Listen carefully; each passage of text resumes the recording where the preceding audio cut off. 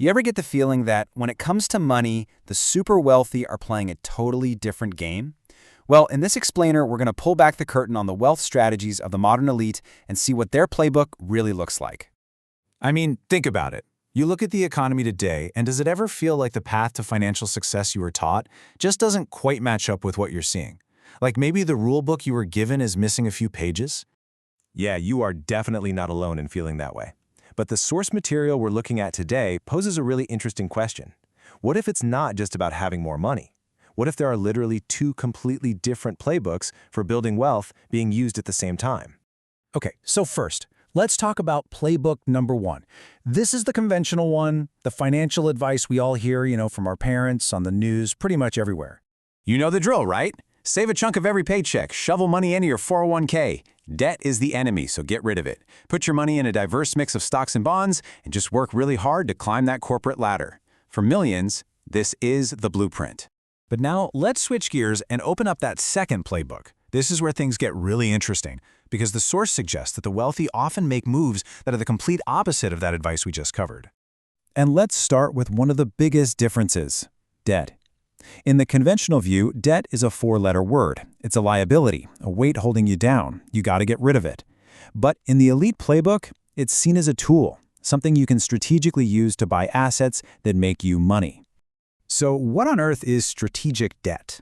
Well, it's not borrowing for a new car or a vacation. No, this is about borrowing money to buy something, an asset, that actually generates more cash than the loan payments cost you each month. The asset literally pays for its own loan and then starts putting money in your pocket. So here's how that works in the real world. Step one, you find an asset that spits out cash, maybe a small business or a rental property. Step two, you get a loan to buy it. And step three, you use the income from that asset to cover the loan payments, and everything left over is profit. It's a complete 180 from how most of us are taught to think about borrowing money. And that way of thinking about debt naturally leads to a totally different view on income. The conventional playbook is all about your salary. How do you get a raise? How do you get a better job? The elite playbook, on the other hand, is focused on acquiring assets that generate money whether you show up to a 9-to-5 or not. The goal isn't just a bigger paycheck, it's building income streams.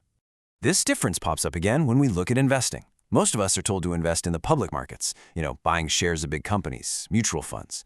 But the elite, they often focus on the private markets, things like private equity, owning businesses directly, or buying up real estate. Why? Because it gives them more control and potentially way higher returns. And the scale of this is pretty mind-blowing. According to our source, it's not uncommon for the top 1% to have as much as 50% of their wealth tied up in these private assets. Think about that. Half their net worth is in a category that the average person has almost zero exposure to. That's a huge deal for how their wealth grows over time.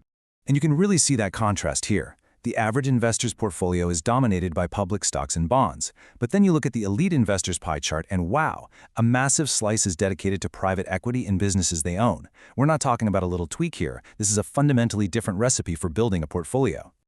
So when you look at these different approaches to debt, to income, to investing, you start to see the real pattern. It's not just about a few different tactics. The real takeaway here is that all of this comes from a deep, fundamental shift in mindset. And here are those core shifts. It's about moving from a mindset of scarcity to one of opportunity, seeing an economy not just full of jobs, but full of assets you can acquire. It's a shift from avoiding risk at all costs to managing calculated risks to get a bigger payoff. And maybe most importantly, it's about changing your primary goal from just saving money to actively deploying that money to go out and make more. So, at the end of the day, the real difference isn't just about the size of the bank account. It's about an entirely different way of thinking about how money works. It's a shift from being a cog in the economic machine to trying to own a piece of the machine itself, which really leaves just one question, right? Which playbook is going to shape your financial future?